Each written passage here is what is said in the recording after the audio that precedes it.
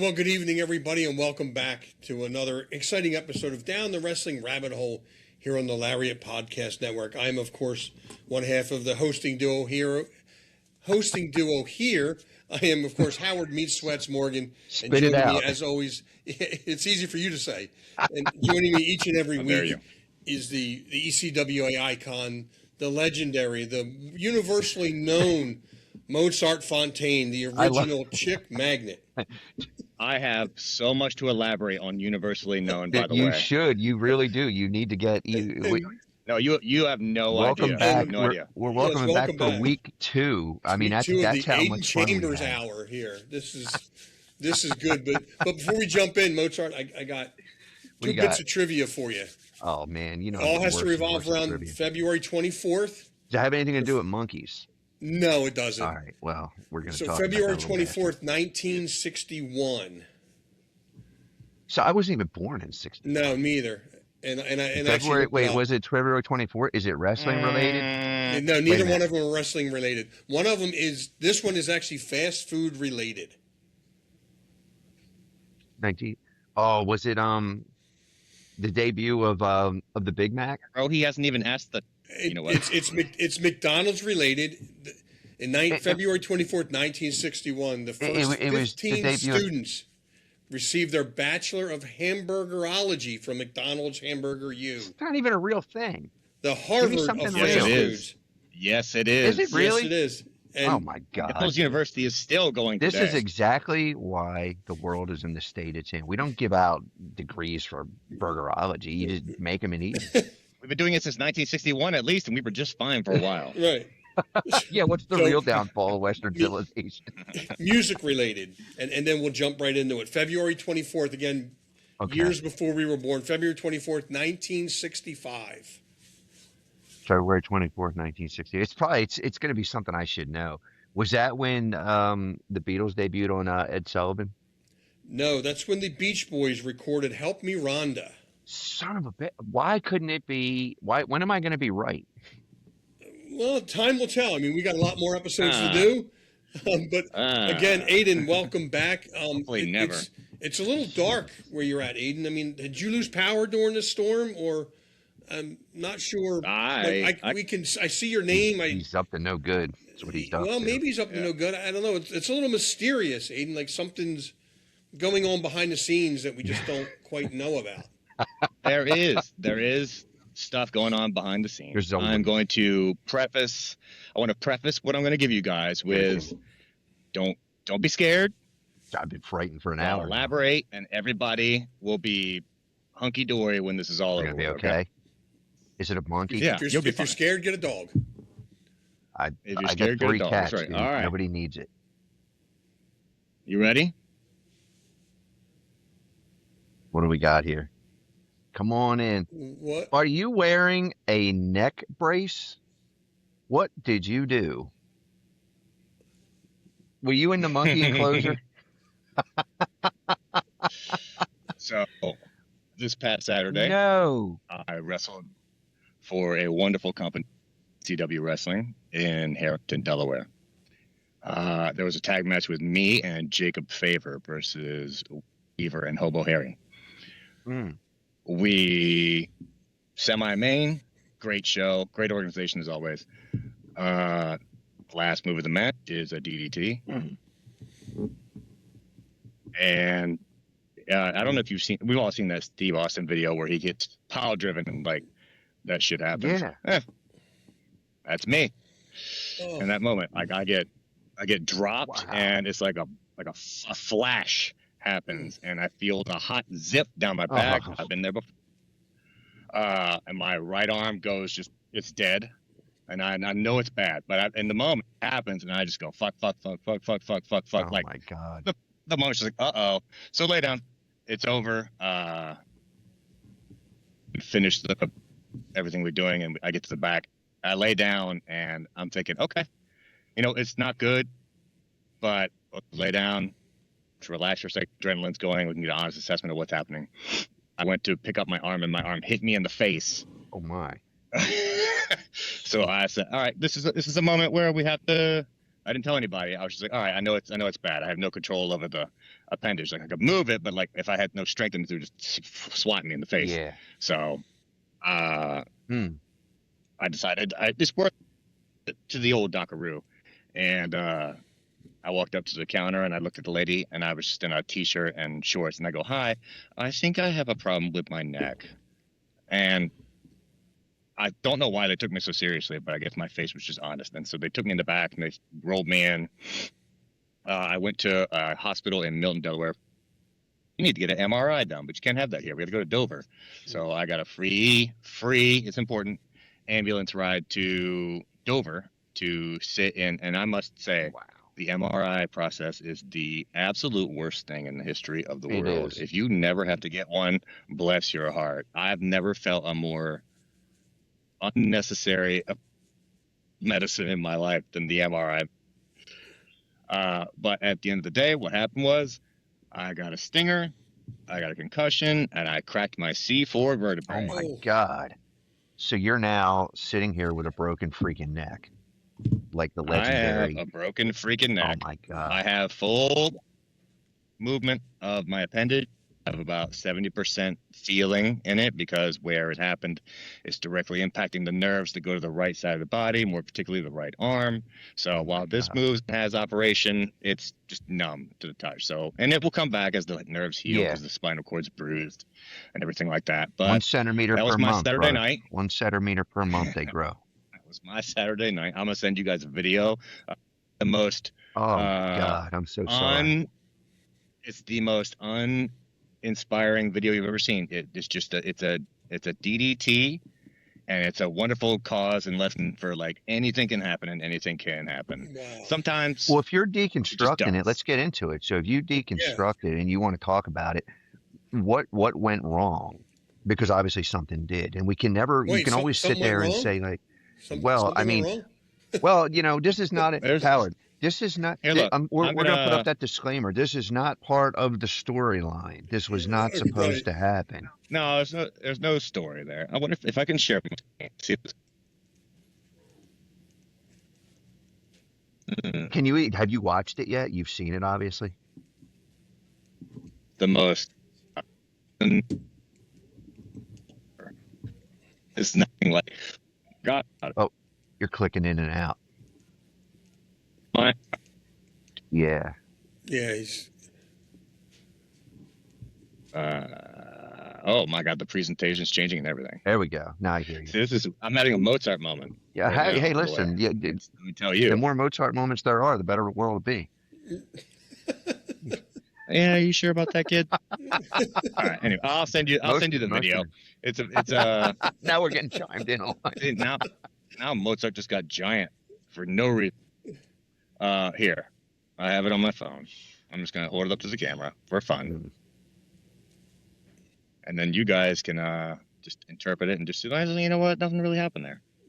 Hold on. I see a screen, but I don't see anything. I don't know. Why is everything like crazy? There we go. Now we're There's talking. your phone. There you All go. right. All All right. right, I can see Ready? a little yeah, bit. we can see it a little bit. Go ahead. You're off there. I see you. There you go. All right, there's the kick. Wait, you're off to the side there. Oh, Oh shit! Slide it over a little bit because I see your feet go up in the air, but I can't see you land. All right, there you go. Oh dear That's it. God! Was that a double underhook? That's all it is. DDT? Yeah, but all right, I want to preface this first of all. Mm-hmm. The people in the match, Wyatt Beaver, Hobo Harry, Jacob Favor, all professionals, all took very Oh, good yeah, care of no me, doubt, all did yeah. everything correct. I know. I just want to make sure that in case they're watching, I want you guys to know, thank you very much for taking care of me. Thank you very much for the match. The organization, 1CW, Sean Hardy, Sean Carlson, Yeah. Ryan Sullivan, I know this guy. Miles Millennium, which we're going to talk about that, Mozart. I know Miles. I train Miles. A Mhm. lot of the people in the back right there, an absolute A+ organization, had followed up with me the entire time Mhm. after they found out. I tried to no sell it as much as I could, like it wasn't a big deal. Regardless of that, they all have reached out, Mhm. asked questions. Good. They did as much as they could to help take care of me, and I could never put that organization over more than I can right now. Not from just a Mhm. wrestling standpoint, from a humanitarian standpoint, Right. just a people standpoint. They're amazing people. They do right for their company. They community, and for me very specifically on that day. So I want to thank them for their professionalism and their hospitality. But if I was to deconstruct it, I would just tell you, shit happens. Yeah. That's just it. Nobody did anything egregious. If I play it back in my head, what I think happens is a split-second difference in between when he's falling down and I'm falling down, and the ring reverberates back up into me as I land. And that causes a little bit of boom right there. And that's it. Wow. It's just that one split second, that one couple inches, and it happens. And that's the nature of the business. It's not easy. Right. It's never supposed to be easy, and you can control everything you want to control, and it just happens. And it's a fairly commonly used move, so it's not something out of the ordinary. Wow. Yeah, and it was executed perfectly. There was no issue on anybody's part. It's just it is what it is. It's called the ring, man. The ring. It's not. Sometimes you're dealing. It's tough stuff. It's equipment too. Pro wrestling. Not that the equipment. I don't want to. Let me preface that too, because I know those guys well, and I know the equipment is always good. But when we work in a ring, I think that sometimes the spectators forget that we're using a piece of equipment. As if you're on a gun range, if you're riding a horse, you're an equestrian. There's always that X factor. A gun can.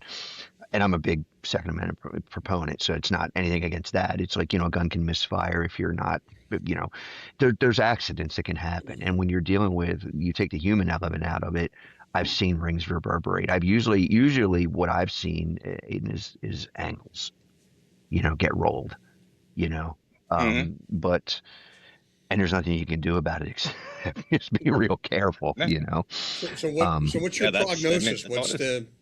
What's the timeline for your recovery? So I have 6 weeks, and I have a follow-up visit with more CT scans to see how we're healing. Because the way it happened, my spine at C7, which is the vertebrae right before your collarbones kind of start. So it's the last rung in the chain before the rest of your spine kind of gets going down. So it moved that way a wee bit. So that means the disc underneath is going to get pushed out a little bit.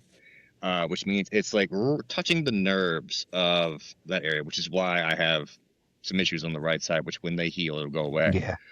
But as long as that isn't moving any more than it already has, and it just kind of like hangs out and does what it needs to do, and I stay in my hard collar, which I am sleeping in this thing. It's one of the top tier worst experiences you'll ever have in your life. No doubt. But it's like sleeping on. I just take it like sleeping on an airplane. That's kind of, if you treat it like that, it's fine. You find that out, and then I'll say best case scenario is 4 months and we're healed and we're good and things are fine.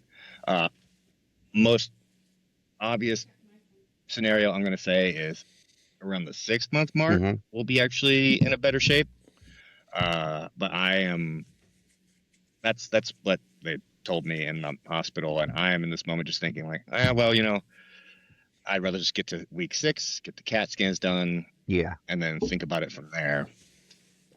I also want to apologize to Benchmark Pro Wrestling. I'm supposed to be in Fostoria, Ohio this Saturday, and I will not be approaching that ring, unfortunately, so my apologies to everybody out there. I thought it was going to be a really good show, and it will be a really good show still. It's a really top-tier card. If you're in that general area or within 100 miles of it, I know the person that's putting it together, and I know it's an excellent show, and it's worth your time. Awesome. Yeah. Well, good luck to those guys without you, man. That's a shame. They don't need me. That's just, if I was bonus beans, they're a great organization top to bottom already. Yeah. Yeah. I love the your enthusiasm. So what's cool too about you is, and you and I have had conversations like offline about anything and everything, man, from like, Carlito's Afro to what happens when we pass away, where's the spirit go? Like, where's wrestling going? Have you considered, like, I don't know where where your faith lands like these days, but have you considered kind of like the self-healing diagnosis too, where there's a lot of good online research that says if you sit down and you visualize that was it a C4 vertebrae? I want to be correct when C7. If you just visualize, because you obviously know where it's at now via an x-ray, you know where you're hurt, and if you just visualize that it's fine, and you feel that frequency. There's a lot of research that says that you can speed your healing up, that the body will heal itself. You know what I mean? How do you feel about that? Like, are you a proponent of that, or what? I I think that it's twofold. You can Hmm. have that mindset, and I feel like the word hope goes along with that, but not Yeah. necessarily directly into it. But it could be also a dangerous mindset, because that could make you do things that are going to exponentially hurt your recovery. Because if you are of the mindset of, all right, if I think I'm okay, I probably can start doing this today, when you really shouldn't. Hmm. Uh, Yeah. and it could set you back days, weeks, months, just because your optimism supersedes your actual body's ability to meet that expectation. Yeah. Uh, I'm thinking my timeline, I thought a safe way to go would be give myself at least a week of doing nothing. Sure. That way, I'm just going to try to sleep as much as humanly possible, Yeah. because I know that's when your best healing happens. And after that, see where I'm physically at. I'm going to allow myself to go back to my shoot job next Monday, which isn't a lot of heavy lifting or anything like that. It's more talking to people. And I have a gym I've built at the house. I'm going to try to get into like some light weightlifting. Yep.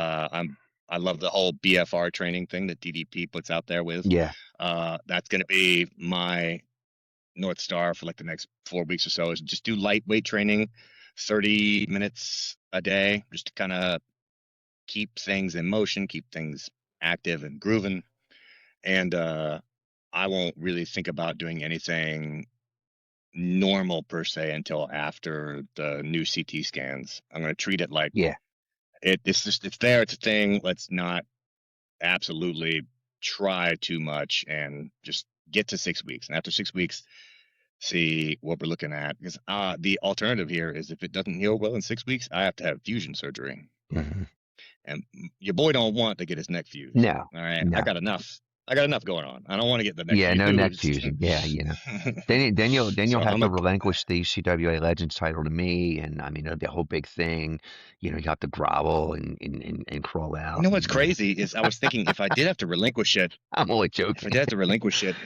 I No. would potentially give you a crack at it, but I feel like you should go through like a 3 stages of hell style gauntlet With to qualify yeah.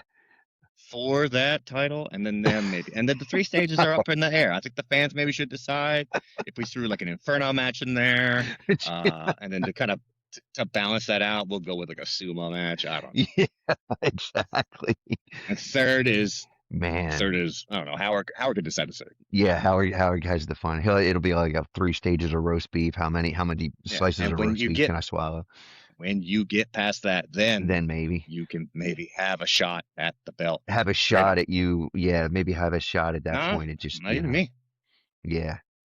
Hey, but seriously, talking about the recovery time, like I always find that when I don't know very many circumstances, and I probably just can't think of any off the top of my head, because my latest, it's not latest, it's actually been a growth experience for me over the last couple of years. And you and I had a little bit of that conversation the last time we had dinner together too.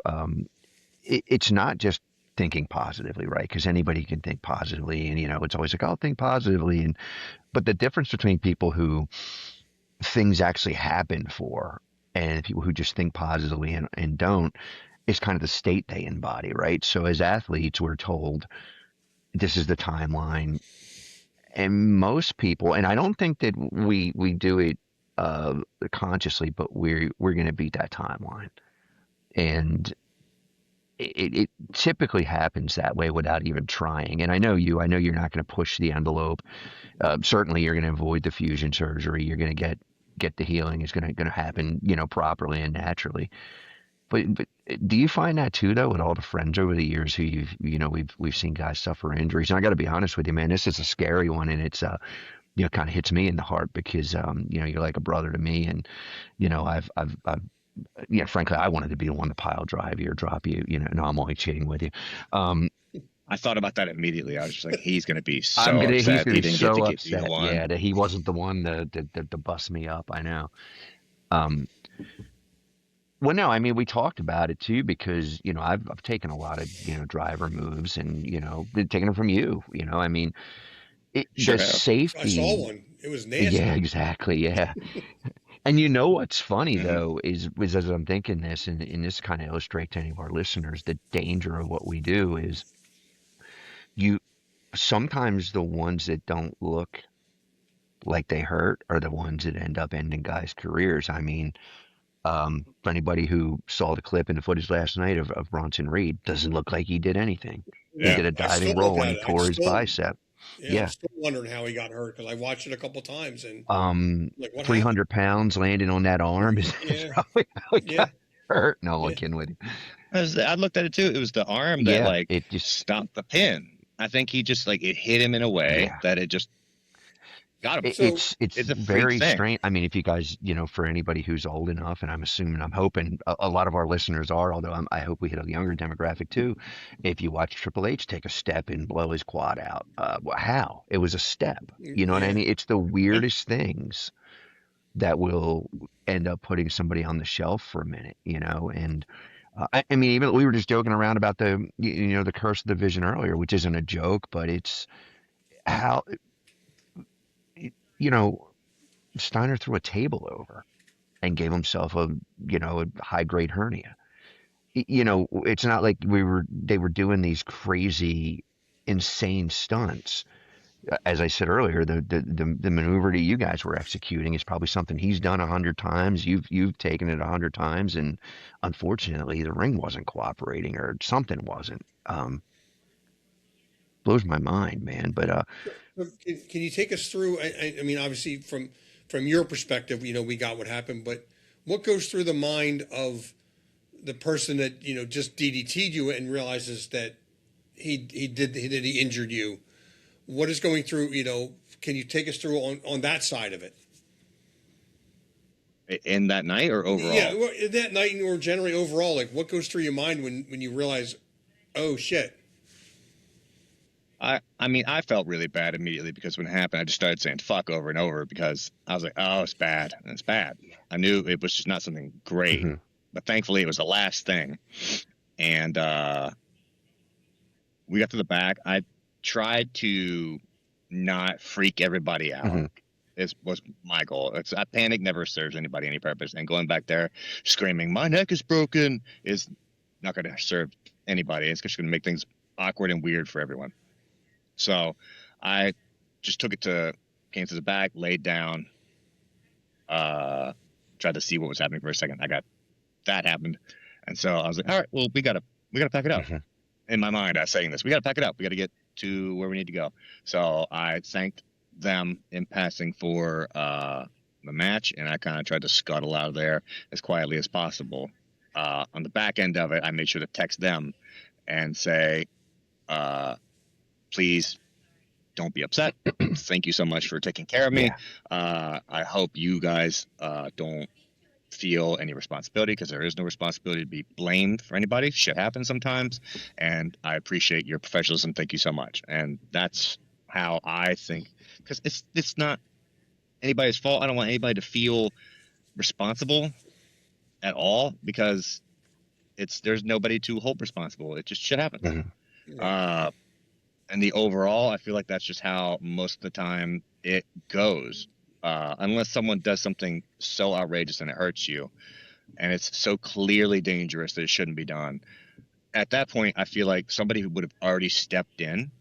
and put the nah, not today. You're not. That's not something. Or someone would just question it and say, hey, they want to try this. What do you think about Mhm. it?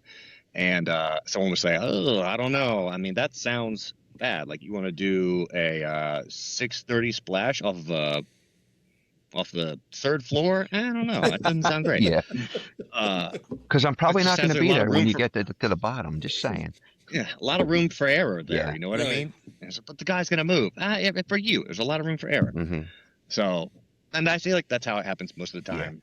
Now in wrestling, is no idea is unshared between who's working together, Yeah. who's putting the show on, especially if it's something that has a lot of risk involved to it. a lot of places now have people that are asking, like, what are you doing to make sure it's not being repeated in other matches? And if there's anything that some people need to know, all states have these crazy restrictions you usually have to abide by. So there's only so much you can get away with. And if you're a smart performer and person in the business, you go over these things with your opponent or a producer or a organization owner, and you say, hey, I would like to try this, or what do you think of this? And if they say no, they say no. They're not doing it because they don't like you, probably. They're doing it for your health and that well-being of everybody in the match and the well-being of the show. Because I don't know about you, but I don't want to put on a show where somebody gets hurt and then everybody watches this person just crash and burn, and then everything stops for half an hour while you have to get an ambulance to wheel this human being out. And then imagine being the next matchup, you got to bring that crowd back. Or do you even keep the show going? You know, it's such an unnecessary thing to have to worry about. Or you could just say, like, maybe not tonight. We're not budgeted for that. You know, we don't have the crash mat to put underneath that bed of nails you want to put up there. So just gonna How did you take a second and say, no. Were you able to walk after this? How did you get to the back? I could walk. You could walk. Everything worked, and that's what gave me like some calm about it. Like everything was still working. Even though my arm was a wet noodle, I could remember. I was conscious. I knew what had happened. I knew names, dates, where I was, what was going on. I was able to sit up on my own accord. Nobody was looking at me with cross eyes like, holy God. Nobody looked at me like, oh, Jesus, this is bad. You know, I looked normal for the most part. So not having people panic was good. And probably the stupidest thing I did was drive myself to the hospital, which was like a 45-minute excursion to the one I went to, which they ended up driving me to a hospital that was 10 minutes away from where I was wrestling versus the 45-minute drive, because the one next to the one I went to is right next to my house. So I was like, oh, this is the smart move. Let's just get myself there and then we'll figure it out from there. But I knew my adrenaline was high. I even said so. I was like, my adrenaline's up. I'm not feeling this yet, but I know there's a problem. So I just took advantage of that fact. I didn't carry anything heavy. How did you even get a coat on, a shirt, like anything like that? Was somebody helping you? I couldn't. I didn't. Even though this was like weird, I could use it. You could still get it. So I could put a shirt on, put my bags, zip them up, put them in the car, and then down the road, I just went into the hospital with my phone and my health insurance card. Get health insurance if you don't have it, kids. If you're in the business, very specifically. Don't be a fool. Don't be a fool. And you know the shameful thing of it is too is I don't even remember who taught me this, Aden, but I can remember both Sosha and Toba's injuries. Get out of your wrestling gear. Don't go there and tell them that you wrestled, because there are situations where health insurance might try to play a game with you. I thought about that. But I mean, in an emergency, it's an emergency, right? But if you can get out of the gear, you know, we cut laces, we pulled dudes' boots off, you know, we tried to get them out of their gear if we could. And I don't remember who told me that, but that was kind of like I did that when I had to have my hip replaced. I did not give it away, and then they had to like put me in a gown and things like that. And then they got my shorts off. I had my trunks on underneath, and they were like, those are interesting underwear. I was like, I know. Do you have to cut them off, or can we pull them? You know what? Cut them. It's okay. They were like, don't ask me questions. They were like, sir, how did you get hurt? You were like, listen, I was cutting grass. There was a patch of ice, and they were like, wait, you were cutting grass? You can do anything for the hip. I felt really bad lying about the neck problem, so I just full blown honesty about it. I was like, this is what happens. Exactly how it was. I don't think it's a thing anymore, but you know, in those days, you know, in the early 2000s, it was. It absolutely was. They were very right, because I've heard that same thing, and I did that same thing for like a handful of hospital visits. It was either that or you're doing super glue in the car. Exactly. Yeah, it's never a fun thing, man. You know, my hat's off to you again, because the toughness that of the boys, and being able to step into a ring and realizing that you face that type of situation. But I can already see you back in the ring. I see you healed. I see you full. You managed to somehow get your hair pretty, your beard's looking good, so you can't be doing too bad. Some things just come naturally. I mean, I'm just Some of trying us to don't give have to you. work at it like you, Mozart. Some of it just I happens. gotta work This, at it. this just happens, Mozart. I wake Exactly. up like That All this. right. beautiful head of hair Howard's So, sporting there. Yeah. Howard, I really want to jump into this world-renowned, world-known thing about Mozart because That's what he in told the me. He span of told me what 12 to say. hours, I don't come up with that. Oh He sent boy. it to me. well, I am going to add some credence to it Okay. right now because not only Oh this boy. past Saturday did I walk up to the building and I was met with a very stern look from one Miles Millennium. Oh wow. And he said, I got a bone to pick with you, brother. Oh boy. And I was like, I can't wait. Let's just see what you got. He goes, what are you doing talking to my trainer, Mozart? And I was like, what are you talking about? We got to get He's like, him that's on where here. I started. That's what I said. He said, no, not yet, not yet. But I was flabbergasted that, not that you trained him, and I just couldn't believe that the two are intersecting like that so fast. Oh yeah. Like, I had no idea he started there. He was so Had athletic, no idea. man. Like when we got a hold of him, I was like, whoa. He had a little bit of amateur background, so we knew we could teach him some chain really easily. He had the look and he had a mind for the aerial maneuvers. And we would always say, but he really wanted to be a heel. So I'd be like, listen, man, I know this is gonna break your heart, but we got to chill the aerial maneuvers because the people will pop for that. And we got him to kind of slow down a little bit on that. He'd still put some cool stuff in, but it was the right time and the right context. Yeah, he's a great kid. He's one of the best performers they have. He's one of the best performers I've seen. Yeah. For the last 10 years that I don't know Yeah. why he doesn't grab more traction than he does. If it's his own choice, it's fine. But I think maybe. Miles get for any organization that would be interested in him. So this is my nod to Miles. Yeah. Who also we'll get him on. We'll chat me. with him soon too. I'll get in touch with him. But then Howard, I go to the hospital. Oh boy. Uh-oh. And I get sent to the Dover Bay House. And my initial nurse, who I'm going to shout out right now because she hates her name, Becky Scarlett. You're a wonderful human being. That's her real Thank you for name, taking care of me. Becky Hi, Becky. It's a real name. Yeah. Maybe we should get Becky on she here hates too. that. Get Becky to talk about your the nonsense. next person that came in, was a cat named David. I never got his last name, but David knows Mozart from when they were teenagers. Oh boy. I don't know if you know this. He's a like 5'10", skinny white kid. You guys went to school together. You're like 2 years older than him.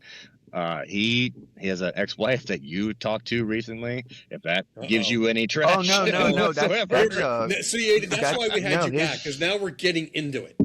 No. His ex-wife. Not in a mean way. His ex-wife is one of my best friends. She's like my sister, man. Our families grew up together. So his name is Eric. Now we know. That's Eric. Now we yeah. know Eric. Yeah, I'm sorry.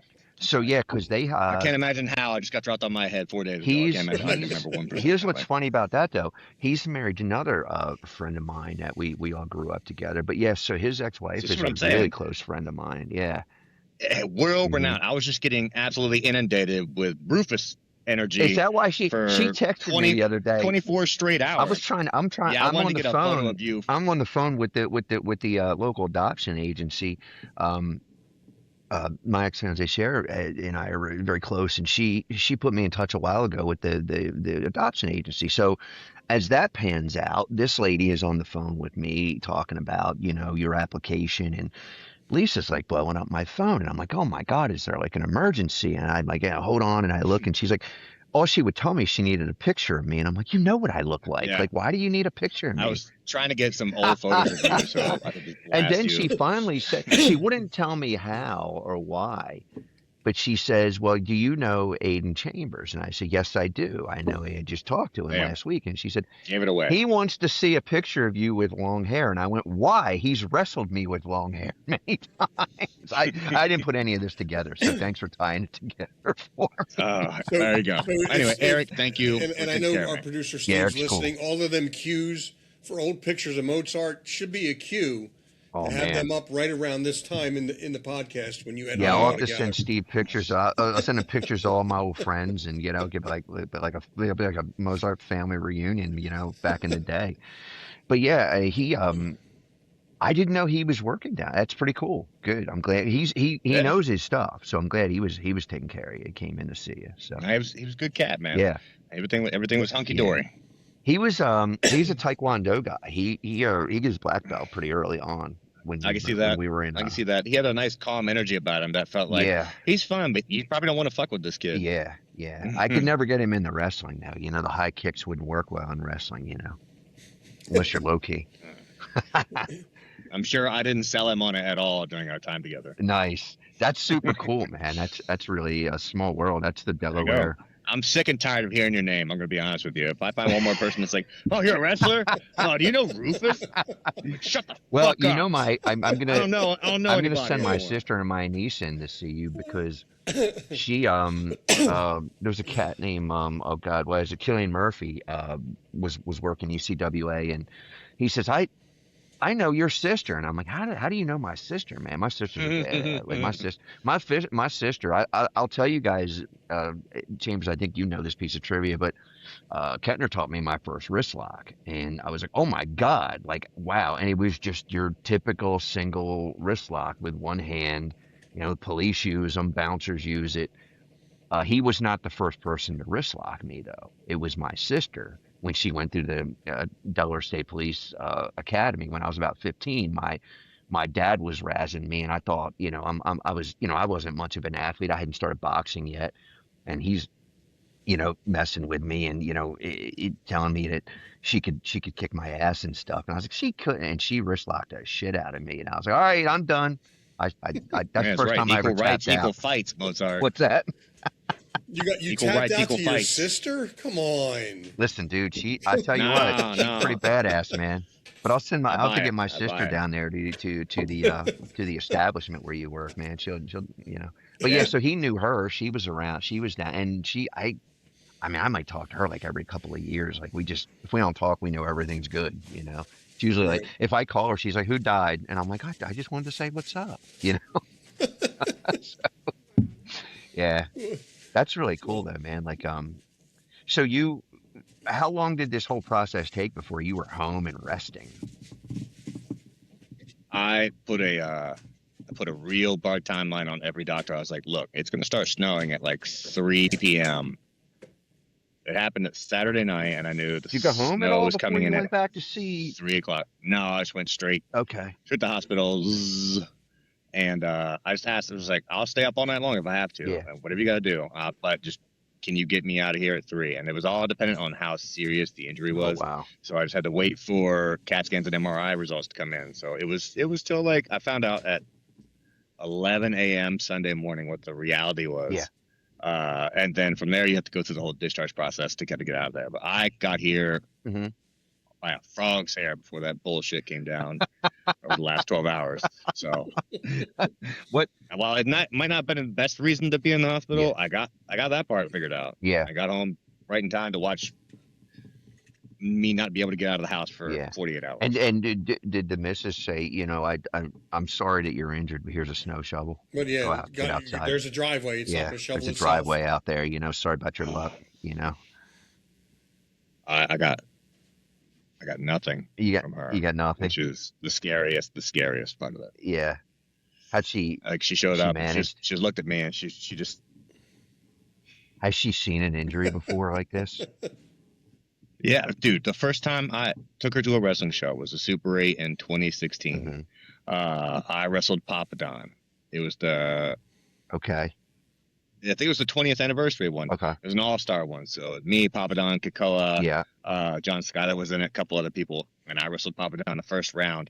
And I had a move I really wanted to do. It was I was in the ring, and Papa Don was going to be on the apron. I was going to hop over the ropes, grab an Arana, and then send his ass to the outside. And everything went fine until I just decided not to cut the flip on the Rana for whatever reason. And I just landed right on my face. Wow. On the outside, and I got knocked out completely cold. That's as far as I remember the entire match. So I landed on my face, and my whole side of my face started bleeding. Jeez. And this was her first match she'd ever seen. Wow. You broke her in good, man. So she immediately doesn't understand the seriousness of. She doesn't understand the seriousness of it because you can see her in the crowd, and her face is like just like. angry thing. And then she brought a friend of hers who had never been to a wrestling show too. And this chick was a fucking dynamo. She got up and someone was like, "That's why you should have stayed in retirement, Chambers." And she stood up. She was like, "Shut the fuck up. That's my best friend in the ring. I'll fucking murder you and your family." Like, in your sleep. yeah. And she's just outside the ring having a better match than I'm having inside the ring. Wait, with this fucking cat that's just cut a better promo, had a better match. I mean, I didn't hear it, but she was out there giving them the business, and maybe I did hear it. I don't remember anything. I remember. We got to get her on the show, Alex. Yeah, right. She was. You know what? I'm not gonna put her out there like that, but she's a good Awesome. kid. But yeah, she was the first time she ever saw wrestling. So it's hard every time I do wrestle on her for me to tell her, "Hey, I'm gonna go do some wrestling," and she just looks at me like,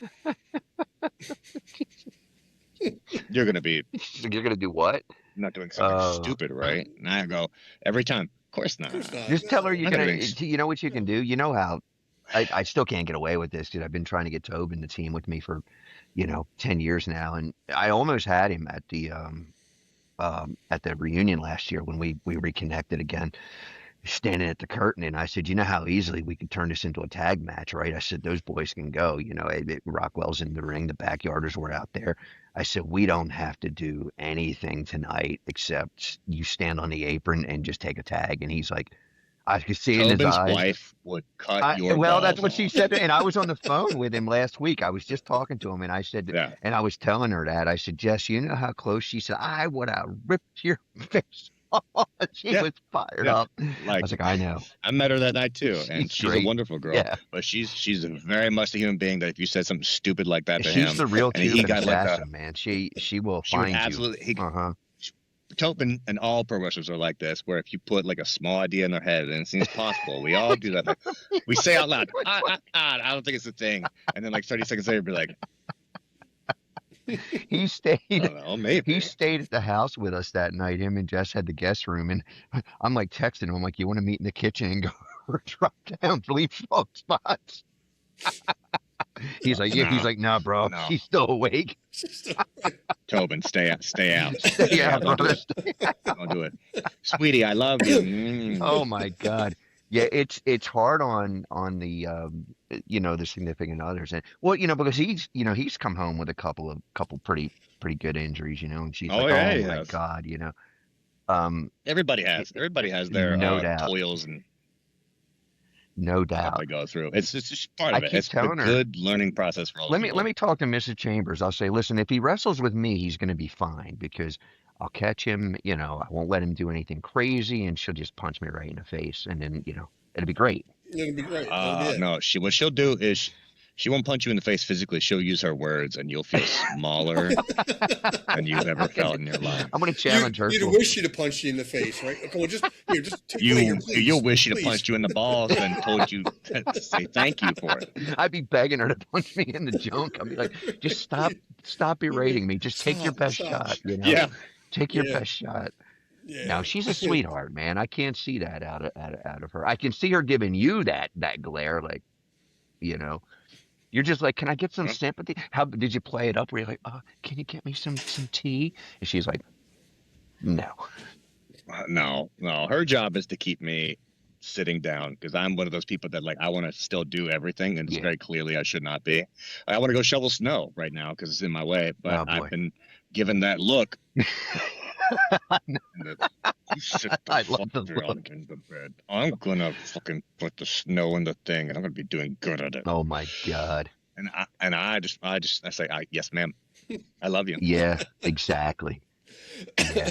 But seriously, what were her questions? Was she like, how was she just like, "Look, I don't know. I can't even imagine how she managed. She didn't ask a lot of questions. I sent her a text, and I tried to make it as easy as possible because she was at work at the time. Okay. As I was driving to the hospital, I said, "How's your night going?" Because if she was busy, I wasn't going to put that on her. Oh yeah. But if she wasn't busy, I was going to let her know what was up. And she said, she's not busy at all. I said, "Don't freak out," in the text. And then I said, spell that like, "My neck is Kind hurt. of like you I did am with going me. to the hospital." Don't freak out, but I'm all hemmed up here. No, I'm just kidding. I'm sorry. Just don't freak out. I'm heading to the hospital. I'm doing everything correctly. I'm doing all the things she would want me to do anyway. This is where I'll be if you'd like to meet me there, and we'll figure it out from there. Yeah. And then she showed up, and I was in one of these, and oh boy, she's kind of like, she hid her tears from me really well.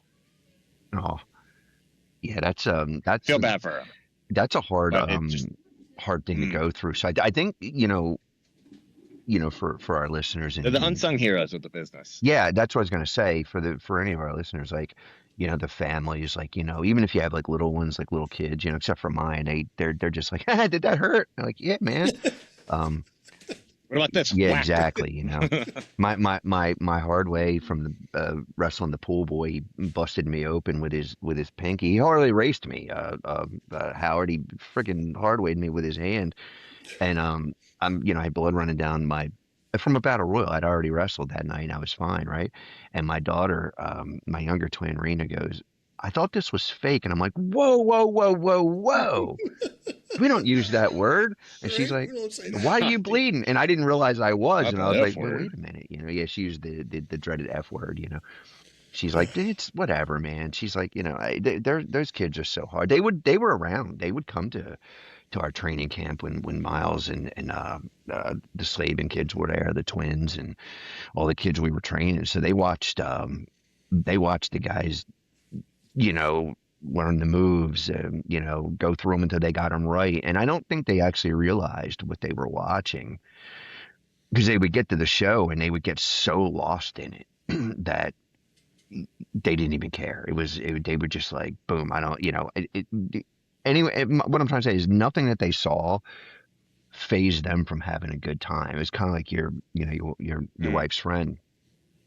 She was gonna have a good time, and then her boy got hurt, and then she was ready to fight. That's how the girls are. Like, somebody starts, getting on one of their, and it's not me, is that they get on one of their if they get on, it's L.A. Vin is their boy Howard. If especially Callie, if you get on L.A. Vin, Callie's probably gonna try to fight you as her little 90-pound frame, or her 50-pound frame. I'll bounce your head off the concrete, and I'm like, really, kid?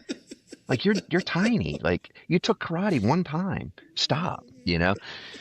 But the females. That sounded like a threat. I know, right? You hear that, Vin? That sounded like a threat. No. She'll take up for Vin. She loves Vin, yeah. Oh, she loves Vin, yeah. Her and I gotta have a conversation, because I gotta send her. Yeah, Howard. She'll suplex Howard, but yeah, the feisty females that come out to watch us wrestle, man, they will fight somebody over their favorite wrestler. Forget the guys. You hear these stories about the bar fights and the guys getting out of hand and stuff. No, the ladies will hurt somebody. And I've noticed that at a couple of the ECWA shows. I mean, like, the women are, I don't want to say ferocious in a bad way, but they're, I think, more into it than a lot of the guys that are there. Like, they're into it, like, and they're eating it all up, and I'm like, wow, like they're going nuts over there. Yeah, it's cool because you typically, and you see it a lot too on TV. You'll see, if you look at the crowd, there's a really high female contingent, and they are just into it. Like, they will, they'll be eating away, Howard. They'll be all over it. I know.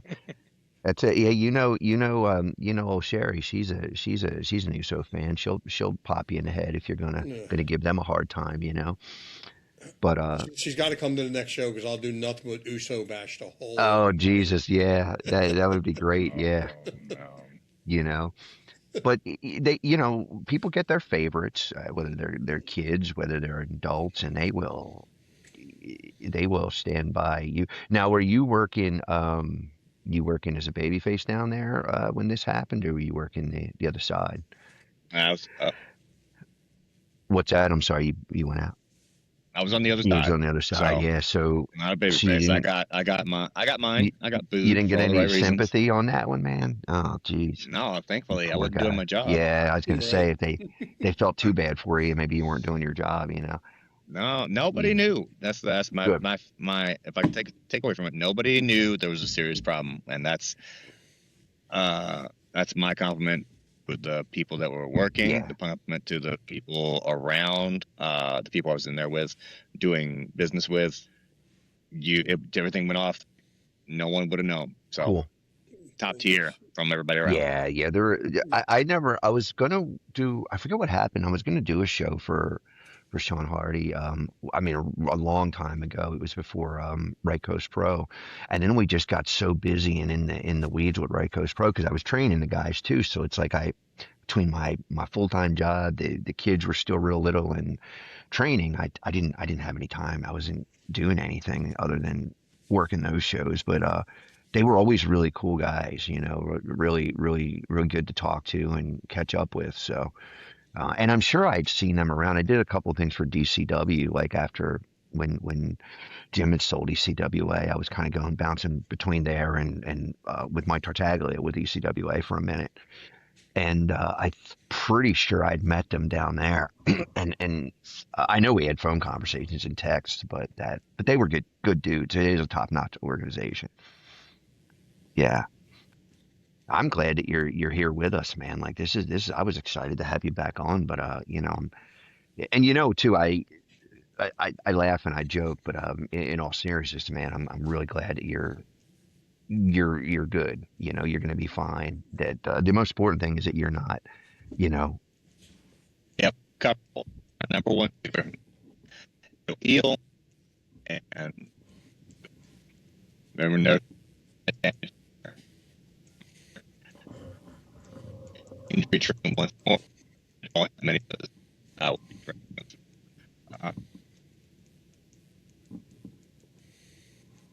Oh, I think I just lost you. You went out on me. Can you hear him, Howard? Yeah, I can hear you. It sounds like his mic dropped out. Oh, you there, Aden? I see you, but it's making a clicking noise. This is live without a net, ladies and gentlemen. Yeah, this is his. Get me now. You were getting like every other word. This might be the storm messing with the internet connection. Well, the storm's done. Or it could be, I guested on a show for a good friend of mine, and I used to work with him, 20 years ago. We both worked for the Department of Corrections, and I ain't seen him in 20 years. Oh, wow. And other than maybe the occasional Facebook message or whatever. So I guested on his show. Oh, cool. We talked a lot of wrestling. We talked about this show. We talked about the Super 8 coming up, ECWA. And we had a little bit of technical difficulties in the beginning, and he blamed it on the Bigfoot that he swears he saw running around his buddy's yard. I'm telling you. It was like, and he swears that he took a picture, and there's these like bright red eyes that are just. I need to see it. There that are up high that aren't a tree, and he's a big Bigfoot believer. There it is, baby. So, we went down that rabbit hole, but, as you were talking about it, so you talk to your sister, unless everything's good, assume everything's good unless I call you or whatever. But we ain't talked in like face to face in almost 20 years. And wow, we picked right up where we left off almost 20 years ago. Like we had never stopped talking. Can he take us Sasquatching? We can put Chambers can be our lookout since he can't, since he can't run and he's immobile. We'll put him up in a tree, give him some binoculars. We could put him on guard duty. But Adam, I wanted to get your thoughts on: is there or isn't there a Bigfoot? A Sasquatch? Me? You know what I think. Your name's not Aden. Your name's Mozart. Oh, I thought you said. Right. Okay. I think there's probably something. That's right. I don't think it's what we all look at it like it is. It's I don't think it's interdimensional. like an 8-foot tall Harry and the Hendersons looking ass, big giant ape looking thing. I think it's like there's the Great Khali. Are you saying the Great Khali's Bigfoot? The people that just look. Some people are just built different, and I think some not marsupials, mammals, them. They're built different and they're gigantic, and I think that's what it is. That's my personal take on I it. think that you could be right too, because I always theorize that too. I'm like, well, how Dr. Jane Goodall says, well, there could be an undiscovered primate, like we discover them all the time. Yeah. For you Look, kids that don't know who Dr. Jane Goodall is, discovered L.A. Vin, so anything's well, possible. I mean, yeah, there you go, exactly. Anything's possible. Yeah, man, I think that, and down there, you're closer to the coast in southern Delaware. You're in southern Delaware. There's been some pretty significant sightings down there from the, not necessarily the beach, but like Farmington, like where DCW would run. If you go back to like some of the papers in the 80s, when that was all undeveloped and all farmland, there's been some cool sightings down there. So you might want to be careful going out to shovel that snow, man. Brother, Delaware is as flat as a dead man's heartbeat. Ain't nobody seeing no damn Bigfoot in this state. Okay. I want it so bad. You better start going north. I want it so bad. Like yeah. I mean, it could be Howard out there. Like one never knows. You know what I mean? You never know. It's funny. When my son was younger, we were. When his younger brother, my youngest son, was in the Boy Scouts, they would, like, a couple of his kids would come out and they would camp. We had a big backyard, so they would camp in the backyard. So my son was like, Dad, he's like, why don't we just get a big chicken suit and I'll dress up as a giant chicken and run through the yard while they're sleeping. Yeah. I thought it was the funniest thing. Of all things to pick to dress, you could have dressed up as Bigfoot, Frankenstein. You picked a chicken. Like chickens aren't the most intimidating things out there, but like father, like 6-foot chicken, it might. He's special, Howard. He's your son. I mean, he didn't listen. That the acorn didn't fall far. That's for sure. Yeah, he didn't know that decades later you'd be stopping at red lights while you were choking on meat. So well, listen, Aden, displayed the same kind of intestinal fortitude that I had. He had to get himself to the hospital. I wouldn't be doing my due diligence as a wrestling journalist sir. and a podcast host if I didn't ask Aden Chambers, did you obey the traffic laws and stop at every light on the way to the hospital? I 100% obeyed every traffic law. There you go. See? But he wasn't choking, Howard. No, but at least he had one arm he could drive with. You were choking. I had both arms. Breathe. I just couldn't breathe. That's all. Yeah, I feel like not being able to breathe is a pretty. But he stopped. A green light to go through red lights. Two stop signs and a red light. It wasn't that. I would have blew through both of those in a panicked heartbeat. No, but see what happens when you remain calm, Aden. Everything works out. See, you're cool. We didn't panic. Mozart's over there causing 10-car pileups for no reason because he's panicked. You got to stay calm and cool. Stay calm and cool. Howard, do you have a gimmick that like your esophagus is like a funnel? Yes. No, I'm serious. This is a serious question. Yes. I had someone hit me with a frog splash in like, what was it? Like someone hit me with a frog splash in like 2005 and they landed on my throat and it didn't crush it, but it just sucked. And so ever since then, I have to chew my food religiously because if I don't, it will just get lodged. The frog splashed you, Howard. If I try to swallow something, the food will just stay there, and I'll just... The backstory one to that bite is out and then back. Not only did I drive myself to the hospital, short of checking myself in, I diagnosed myself. I told the doctor what medicine to give me because about 2 years prior to that, I had choked once before, so I'd been through this all already. So I knew what to do. You're dying right now. I knew what to do, and I knew the medicine would work, even though the doctors were naysayers. And so I'm talking about a near-death experience, Mozart. He was dying. And yeah, what's so funny about that? I know. See, it was the second time, and nobody frog splashed him in the throat. He just couldn't. He was gorging himself. He wasn't taking his time. And that's what it came down to. I was in a rush both times. But now I am very careful. Steve, he was in a rush. Now we get the truth. This is this is the culinary world. Yes, now I'm very culinary very world put him on blast and said, "You better savor this shit, or else, motherfucker." I savor every little piece. Of roast beef or chicken or whatever I'm eating now. I savor now.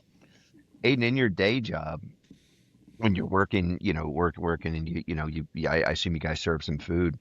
Did you ever see somebody just start choking on their food for no reason? And what did Yes, you sir. do? Did you run around and give Absolutely. them the Heimlich? Because Howard needs to know. I haven't. Howard can't self Heimlich, brother. Right. He's gonna Heimlich. He's gonna Heimlich your hip out of your body next time he sees You can He's gonna, You can self Heimlich. body Yeah. body check you into the side of like a I'm sure it's sharp coming. spike. I know. I got to watch myself. Yeah, no, I've seen a ton of things happen. Especially I'm in Dewey Beach, Delaware. Anybody that doesn't know anything about Dewey Beach, Delaware, Yeah. It's college for all ages out there, boy. Yeah. There's 80-year-old adolescents there. Yeah. Egregious. If having to Heimlich somebody is like the least of your worries. Yeah. That's an easy one, Yeah. right? If you can do that, that's easy, right? One word, 2 syllables. Narcan. That's a tough night. Yeah. I've walked several young ladies home from the various establishments there, so they made it to where they were going safely. Yeah, That's not creepy at all. well, I'm the guardian of all, dude. I'm like, not only am I the chick magnet, I'm the guardian chick magnet. You get them home, you get them safe, you tell the family, hey, because they'll just walk, they don't care. It's like you have no idea. Like right out there is, yeah, there's some nefarious stuff going down. They're gonna make you feel real bad if you try to do that nowadays. I wouldn't even care enough to do it nowadays. This is when I was young, and you could care to do it, but don't worry about it. Them girls got themselves, man. Yeah. Them girls will be like, no, you fucking old piece of shit, get the fuck out. Yeah, pretty much, yeah, probably. I've had that happen. Are you serious? You're not even like you're. It doesn't matter. Man. It doesn't matter. Are they young or sometimes they just don't want help? Are you getting called help. old by like 50-year-old women who think they're adolescents still, and they got the little short skirt on, and they're at the local cover band, and it's like, yeah, I've been seeing you come here for 30 years. You ain't that young, chick. That's a true story too. Tell me how your personal experience really feels, Mozart. Well, you guys know. I mean, I'm tons of musician friends. I've been.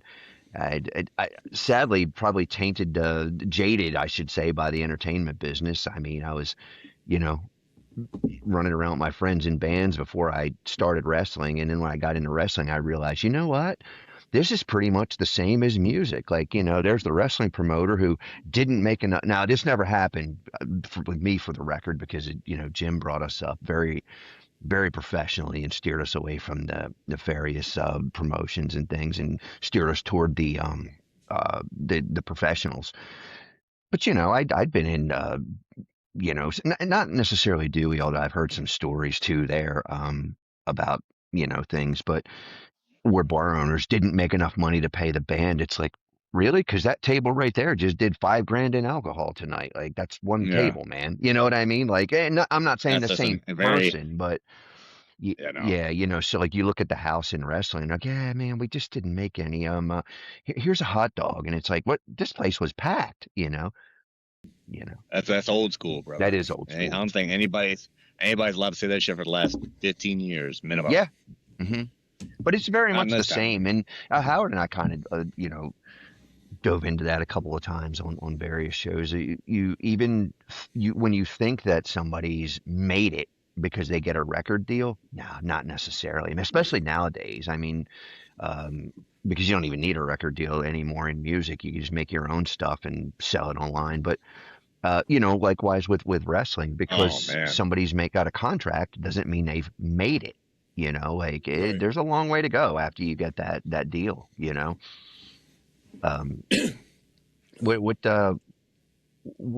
out on the scene a lot more than I am. How do you choose where you're going to work? Is it just word of mouth? The people already? Like, for example, how did you get hooked up with the Ohio show? It's through people I've worked with over the last 25 years or so. Yeah, just word. Cat named Brandon Day he's my tag partner. I was going to say, how do I know that name? Did I meet Brandon before? Really? He's been through the East Coast area for a while, but he moved out to Ohio maybe 10 years ago or so. Cool. And he's set up a school out there called Benchmark, along with the organization Benchmark Pro Wrestling. So nice. Again, reputable. I would put my name on it. And he's got a whole set up out there, and I haven't been able to see it. I really wanted to see it, so I'm just sad I couldn't. But Yeah. I love that, dude. You know what? And this actually brings me to Mhm. a great question I want to ask you, Mozart. Okay. Do you have a favorite match? Oh man, I think about this often. I used to say yes. I don't now because there's so much that stood out, but I think the standout match for me is the one time that we actually closed the show for Jim versus the Logan brothers and Chase when I put my hair on the line. I think it was for a lot of reasons, it was the last time that I wrestled with the Chick Magnets before we did a reunion in Right Coast Pro, like over 5 years after that. But so many, I have favorite time periods. One being that time period when you and I met and the tag scene was so hot. A lot of my favorite times in the ring are with you. In various tag matches. Honestly, the last time that we were in the ring together is a kind of a personal favorite of mine. I just don't have one anymore because I think that it they all mean so much to me because I do it infrequently compared to a lot of the boys. So especially nowadays, when I take the matchups, I feel like they should mean something. And the Legends match one was, you and I know this. We were behind the curtain, and I think we were both kind of on the verge of being really emotional because again, there was, Jim 20 feet away at the monitor, and Royal had already gone to the ring, and we'd kind of had a minute with him, and getting ready to go out of the curtain, and it gets real, not from a perspective of, I'm going to go out there and kill this dude, but I'm going to go out there and I want the crowd to think that's what I'm going to do. And the spot on the show, we were opening a really important show, doing a really important thing for a new championship that should carry a lot of weight. And like we talked a little bit about it last week, you had said, I'd love for this to be the workhorse title. That's my vision for it, And at that point, we didn't even know a finish of the match. We knew nothing when we started talking about ideas and what it meant, because that's kind of like for any of the fans, like I don't think I'm really giving away too much, but if I am, Aiden, stop me. It's not about talking about moves. It's about the feeling that you want a crowd to get. What did the promoter say? Ryan gave us a lot of room to wiggle. We got a chance to sit down and work a little bit with our mentor Jim, and he gave us a lot of room to wiggle. So it's at that point when you know that they've trusted you with that makes it important. And that's why that match with the Logan brothers was important too, because that was it wasn't the first time he had actually given us room to be artistically creative, but it's the first time he pretty much came out and probably said that, if I remember, because he was always raising us to be independent, to learn how to put matches together, to just go on, here's my vision, make it come to life for me. What do you think? What about you? What are some of your favorites? Like, where do and I want to go to Howard next. Howard, do you have a favorite match you've ever seen in your life? Or one that like changed it, that made you a fan? The one that is my all-time favorite is the original, and to this day, what I still consider the only I Quit match in pro wrestling history, and that's Magnum TA Tully Blanchard Starrcade. He never quit. He didn't say I quit, Howard. He said it close enough. He never said he did. He never said he did. And that's what I love. To this day, Tully didn't quit. He's still like, I never said I quit. And it's 40 years later, and he's still running with, I never said I quit. Right. And to me, the brilliance of it. That's what's the endearing factor to it. And we still talk about that match to this day. And to me, Magnum TA will be one of, if not probably one of the greatest what ifs to ever lace up a pair of boots because of his career being cut so short. I'd agree to that. And of course, 100%. you have, Savage Steamboat WrestleMania 3. You know what I didn't know about that match? I didn't know that they put that whole thing together beat for beat second by second. Like it was literally like an indie match, structured from start to finish, and it was like well thought out, rehearsed. Everything was known at every single point. I thought there was some. I'm sure there was some wiggle room in there as far as creative interpretation, but that was all just the two people, and I'm sure whoever the agent was involved in it, putting it together. There's just a structured match to be like fucking amazing. And I'm so used to of that era, people having 90% room to do it, and then you maybe have this and this set in stone, and the rest of it is up to your interpretation of what you want to get accomplished. So I think honestly that is your birth of the innovation of your style you have now, because how many people in the early 2000s that are currently going into the Hall of Fame were inspired by a match like that? A lot of people, when we were coming up, would say one of the matches I always go to is Savage Steamboat Mania 3, because it was so athletic and it was so constant, nonstop. There was action all over the place. Everything felt real. Everything looked real.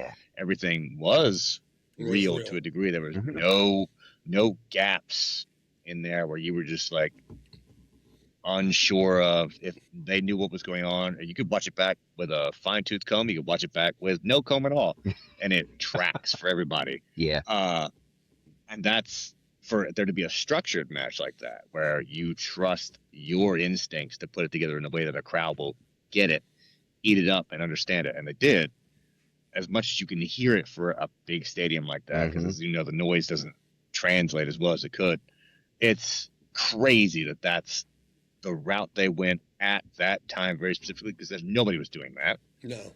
I can only imagine that like the locker room looked at them like 17 heads, and they figured out that they was just like start to finish more or less put together, and they were probably that's what you're doing tonight, Randy. Exactly. Whatever, this fucking guy, he's always got problems.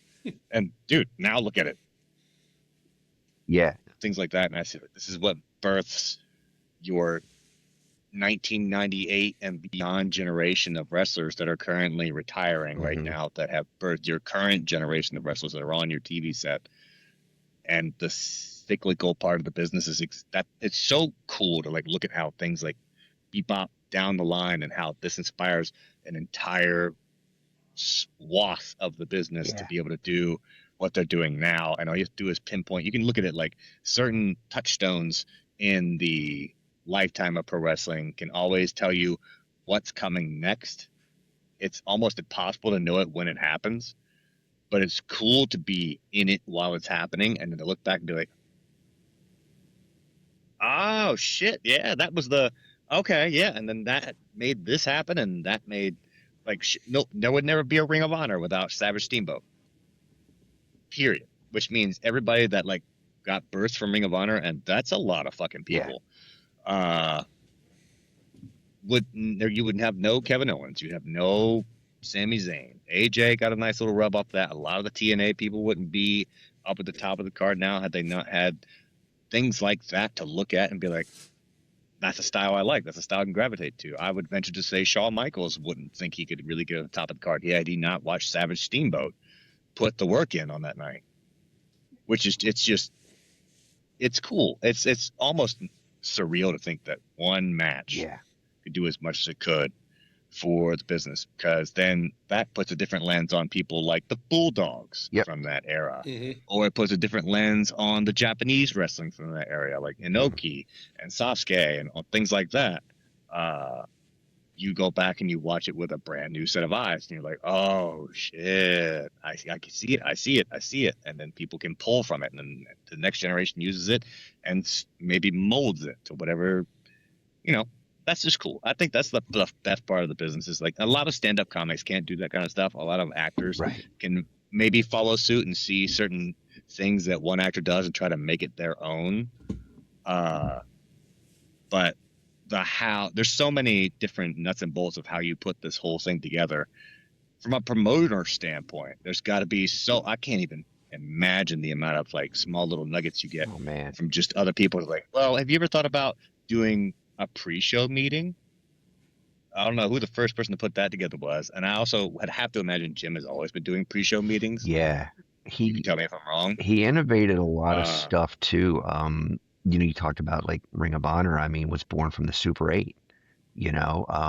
All those guys on the first show were amalgamation of Super 8 guys and the New York guys. Kind of came together and created that scene for a while.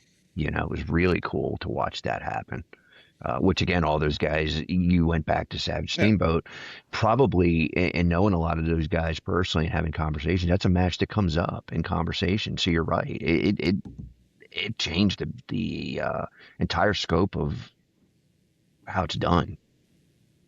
Yeah, and that's to do that in any industry is almost out. It has to be beat the naysayers, especially at that time, to tell somebody that that's how you put together. I don't know if they told anybody that's how they did it. I can't imagine they did, because they would have probably got lambasted out of the locker room. Yeah, were you with us?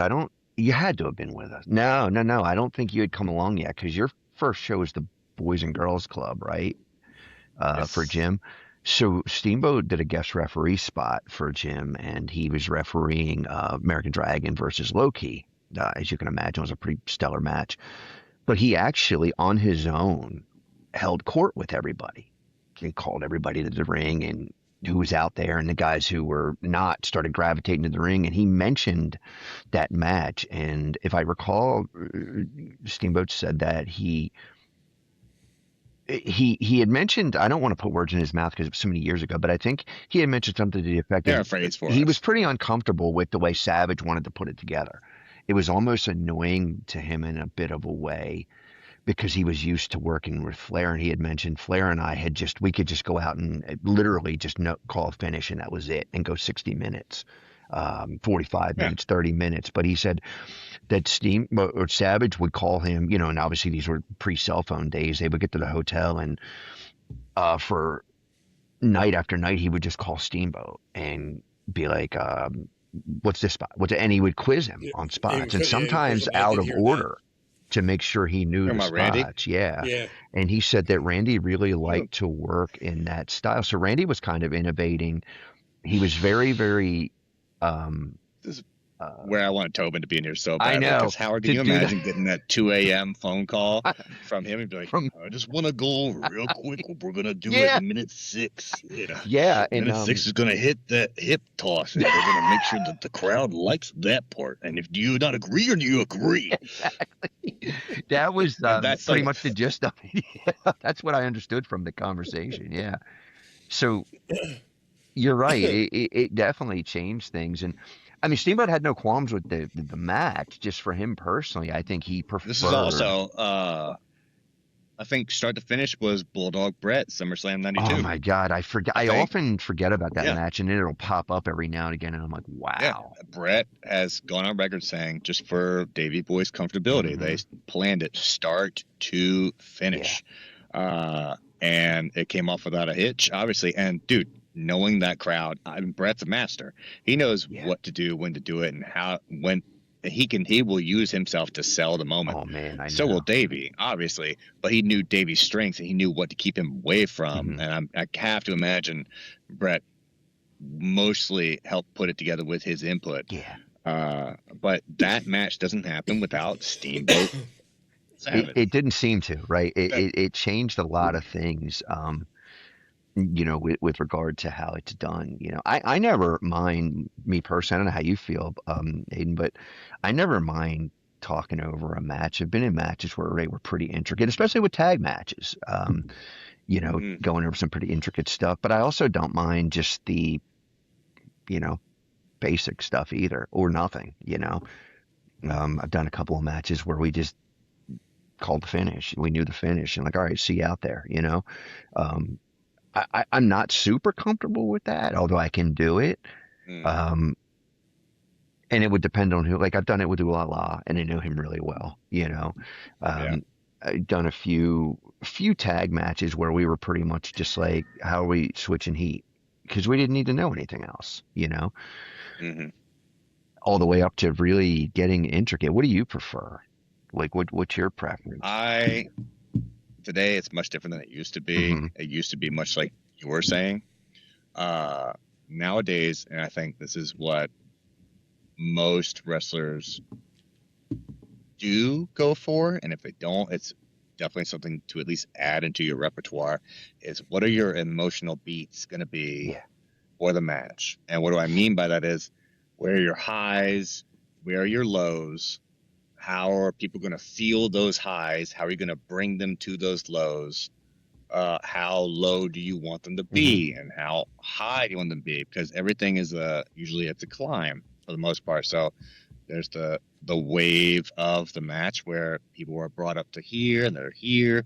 Maybe you want to get them up here, but then you bring them way down here and they stay down here for a minute so you can do the small climb. And where we apex, you don't have to figure that whole thing out. But how are you going to emotionally pull that out of your people? Is it going to be something you show your face with the crowd? Are you going to use your body to do it? Is the referee going to be involved into it? Those are the things I think about now. It's like, these are the beats we want to hit. What's our goal at the end of it? How do we want this person to look? How do we want our good guy to look? How do we want our bad guy to look? If this person's winning, why are they winning? John Cena did that podcast with Cody Rhodes, and if you don't watch that podcast as a professional wrestler, you are a fucking idiot. I haven't seen that one yet. I'll have to find it. He gives it all away. John gives it all away in that podcast. It'll suck you right in, but he literally just tells you exactly how to get it done. He gives you every secret without literally telling you he's giving every secret he has right on the show. And his number one thing that he asks every person he works with, and I wish I'd have known this before, is what is our why? Why are we fighting? I mean, it should be really the first thing that we think about, right? Yeah. You know, I mean, it could, even if it's just like it's a basic match, it's this person versus this person. We've never had them work together before. So they're going to be on a one-on-one match tonight. So if you know that, and you go to whoever's promoting the show, you'll be like, all right, the crowd sees me as this good guy. The crowd sees this person as this bad guy. How do you want us to look at the end of this match? Because you didn't put this match together just because it's fun.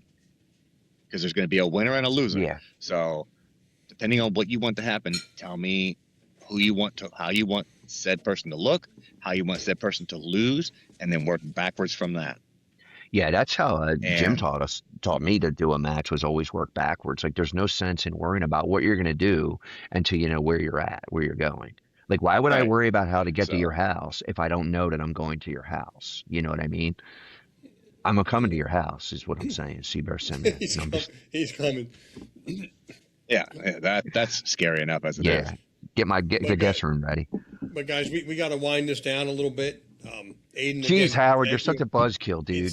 It's been a pleasure. Howard's been like non-existent tonight. Well, but see, that makes it an easy night for me. He's been sleeping. I got one eye on him. He's like this, Aden. He's like, I can put it on cruise control and let it go, like that Ron Popeil, set it and forget it, man, and just let it go.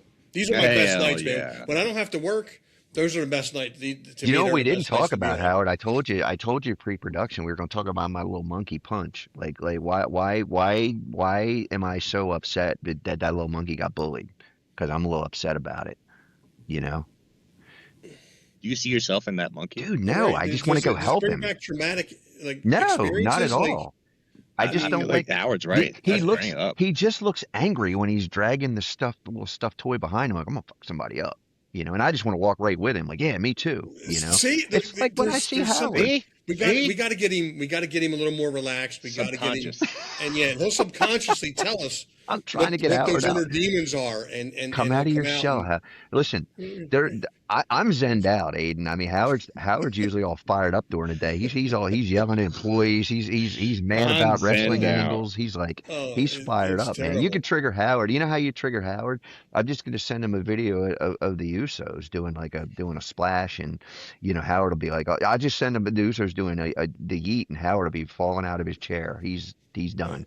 I can't. I'm not a big Uso guy. Howard, don't ask me about the Usos ever. Don't ever ask me about the Usos. Listen, everybody's got their favorite. It's chocolate, vanilla, strawberry. There's all kinds of ice cream out there. But it's funny as we close. I love the Usos. I did a podcast on Sundays. It was the SOS podcast. A good friend of mine, George Dobleman and Johnny Herms, Nice. two Gloucester City boys that I had the privilege of working with. And I told them, we talked a little wrestling and told them, really the big reason or one of the big things that a fan needs to see is just like what Aden said. Why are Mozart and Aden wrestling? What's the motive? Like, why they just I ask didn't throw myself these two that together. every time I have to wrestle. But I'm only Give kidding. me a reason. There's got to be a Don't put that reason on why me. these two guys are coming That's together. John Cena. Yeah, and This is John Cena's words are coming out of Howard's mouth right now. and I love it because that's again it's got to make sense. Give me the why. It's got to make sense, and it's got to look real. But you can check those guys out on on the SOS podcast. I'm on episode 24, I think it is, or whatever it was. Cool. But it's a great podcast. They just talk nonsense, Mozart, about general stuff where we try to I stick have the our link. nuts with wrestling. I got a little hung up at work today, but I have the link. I want to check it out. Yeah. But it's a really good show, and you don't forget to check out all the other shows we have on the Lariat Podcasting Network. You heard it here worst, and I still call it Lariat. I'm not going to let you off the hook that easy though, because Go ahead. you just brought up a good point. So you're watching wrestling. You're a longtime wrestling fan. I consider you a historian, a journalist. What are you looking for when you look? You go up in the arena. You look at it on the card. You don't know two guys, and you see there's someone's wrestling this guy.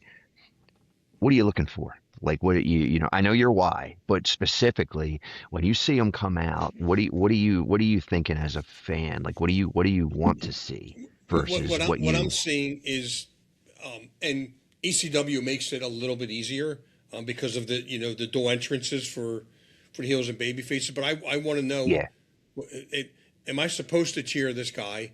Am I supposed to boo this guy? And a lot of times, that walk to the ring in that 10 seconds, 20 seconds thing, I can figure that out. I can look at his walk and he's walking a little arrogant. He's something about him.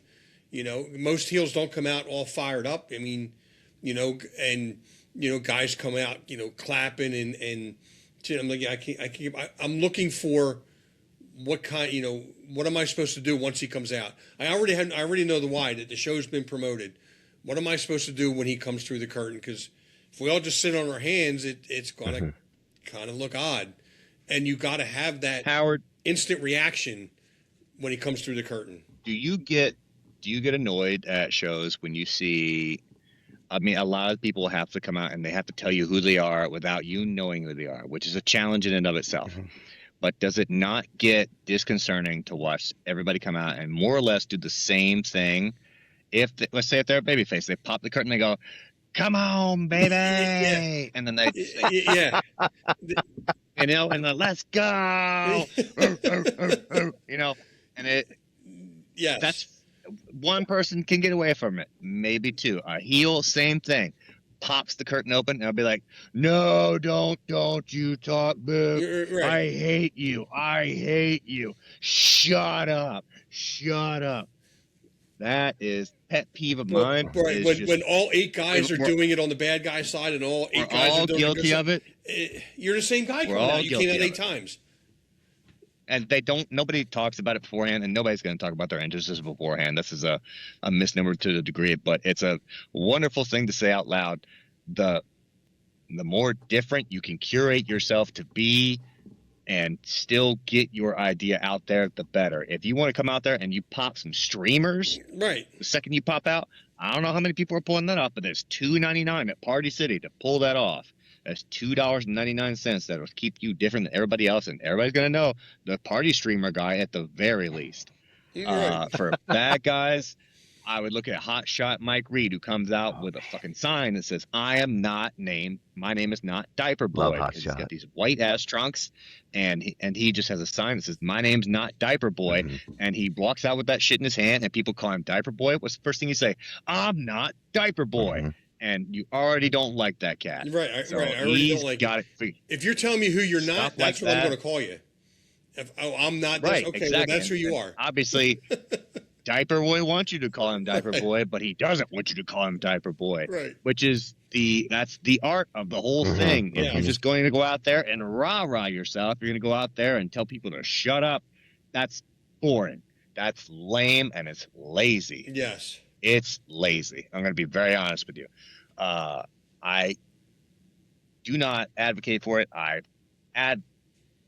fervently ask people to try to do something that you don't see on TV every week. It's so lame, and it's been that way since I've been wrestling. I have been told so many times, stop saying "come on" when you come through the curtain. I've had people slap me in the face doing it. Wasn't me. Oh, I remember from last week we were talking about people training me. It was Dino from NCW was the guy that was training me. Dino is the guy that slapped me in the face and was just like, would you please stop being such a prick and just be an authentic you and go out there and people will like you at the end of the day, but just don't beg for it. Right. Just go do your best, and they'll come with you if you just go do your best and don't be a dickhead about it. But if you go out there and you're like, I hate you, and I feel like a lot of people are going to hate you for it, and you're supposed to be a good guy, which means you're not doing your job. Right. Yes. But guys, it's been fun as it always is, and Aden, appreciate you so much. Speedy. I feel like we need like a part 5, 6, 7, 8. Like right. That, man. We can have one every week. Look, I have some time, obviously, so I don't mind being a frequent collaborator on this. Hey man, I'm cool with it. We could bring I need to get Miles on though. I need some young guys that we can shine a highlight on them. Even if you could think of some other young guys down there that could use some time, we can get a hold of them pretty easily. It's going to take away from me being able to ask you if ghosts are real, because they're not. Listen, dude, look, I need 5 minutes. Give me 5 minutes. Is this probably a good spot to end, Aden? No. You got him? Yeah, it's definitely not, because energy is real, dude. We can go all the way back to Tesla. That's what we'll pick up next time. All right. We will talk Tesla next week. But guys, again, check out all of the shows on our Lariat Podcasting Network. They're great shows. Leave us a comment. You agree, disagree, whatever. Even, again, I say it every week, even bad publicity is still publicity. But guys, again, thanks. Have a great night. Aden, speedy recovery, brother. Yes. Hope you can come back and visit us often. Man. Everybody else, have a great night, and we'll talk to you next week. You got it.